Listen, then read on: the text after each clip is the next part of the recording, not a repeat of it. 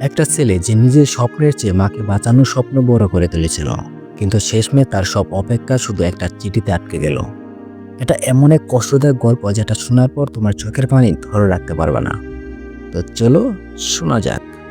ছোট একটি গ্রাম, নাম ঢলাপাড়া। সেখানে থাকতো ইমরান, মায়ের একমাত্র সন্তান। বাবা অনেক আগেই মারা গেছেন, মাই তার সবকিছু। ইমরান প্রতিদিন সকালে নদীর পাড়ে বসে পড়াশোনা করত। স্বপ্ন ছিল বড় হয়ে মাকে নিয়ে শহরে যাবি এবং ভালো একটি বাড়ি বানাবি। কিন্তু একদিন হঠাৎ মা অসুস্থ হয়ে পড়ল। টাকার অভাবে ভালো চিকিৎসা হলো না।